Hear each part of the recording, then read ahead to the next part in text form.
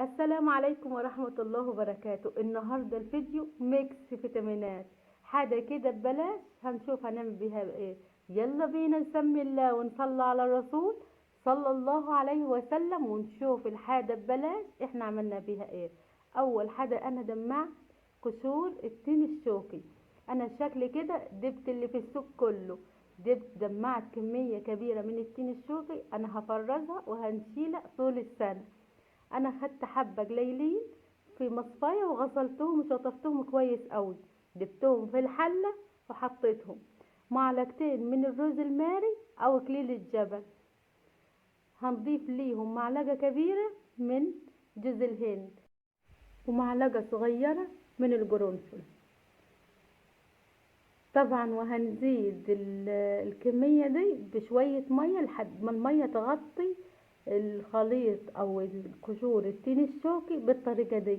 انا حسيت طبعا الميه اللي انا حطيتها قليله، فانا ضفت شويه كده في الحله بحيث ان الميه دي تغطي القشور التين الشوكي معايا.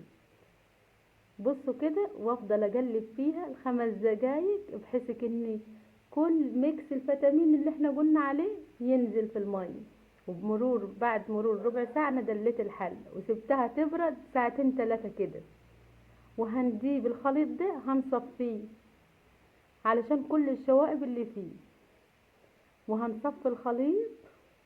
بص المية كده ميكس فيتامينات، وهنصفي كل الكمية.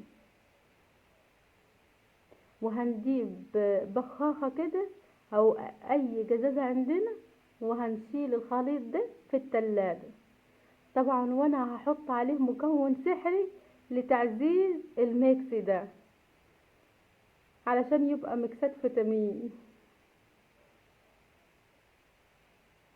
ودي كمية حلوة مش قليلة طبعا. وهنجيب اي جزازة ونملاها. انا جبت جزازة كده وهنملاها من الخليط اللي معانا.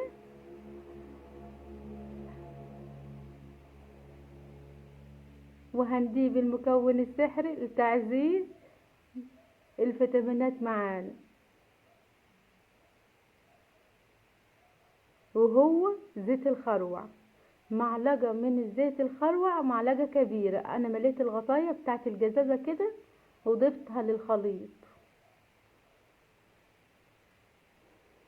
طبعا هتجربوا الوصفة دي وهتدعوا لي ان شاء الله، وهتسيبوا لي كومنت حلو. ولو اتمنى لو وصلتوا لحد هنا، انا ام بلال ودي قناتي، اتمنى تشتركوا في القناة وما تنسوش اللايك علشان غيركم يستفيد. وطبعا لو استفدتوا باي معلومة كومنت حلو تحت الفيديو طبعا. وطريقة الاستعمال: مرتين في اليوم. هترش شعرك كده برشة حلوة مرتين في اليوم، وهتسرحي شعرك انت وبناتك وهتلاقي نتيجة تحفة. تكثيف وتنعيم وتطويل، حاجة فوق الخيال. طبعا جربوا وهتدعولي ان شاء الله.